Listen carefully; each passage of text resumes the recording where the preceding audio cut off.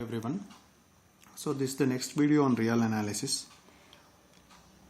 Let me recall few facts we studied in the last class. We said a subset of Rn is complete if and only if it is closed.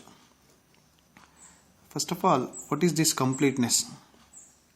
We will explain this in the upcoming classes while we explain Cauchy sequences.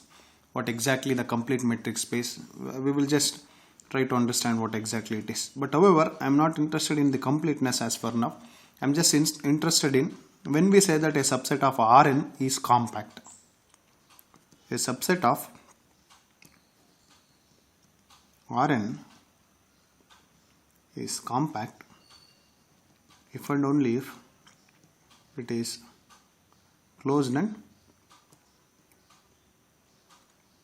bounded. And this works for, strictly speaking, subsets of Rn.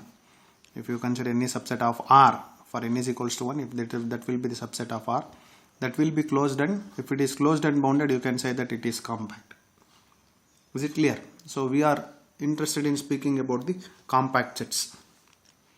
Now let me give you some definition of what is this compactness. That's what any subset of R is said to be compact if A is closed as well as bounded. Then we say that it is compact. Or else in general we can generalize this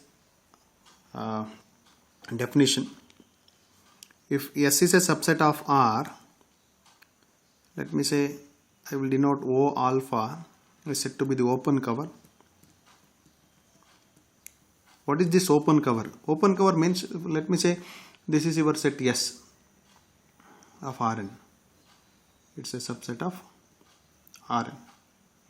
If this is your set, then it can be covered by open balls. Alright? You can always think about, you can just cover them by open balls. That's called an open cover. Is it clear? And it's infinite. See, O alpha says A1, A2, An, on and on. It goes, this may be A1, this may be A2, this may be A3, likewise it goes. So each A1, AI is an open set. Wherever the metric you are in, if you are in a different metric space, the open sets will look different. For example, in R, the open sets are nothing but just your open interval or your open sets. In R square, it's an interior of the circle, inner portion of the circle.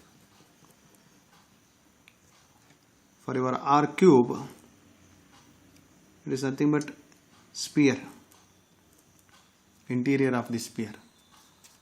Is it clear? Likewise, you can think about for taxi cab metric, you will have different open sets. Those and all we will discuss in the last chapter of the real analysis once we discuss the metric space. For now, just think about, you have open sets and it will cover the set S.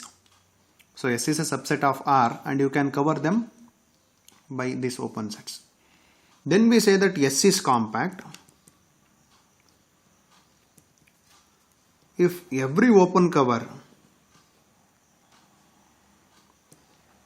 has a finite subcover.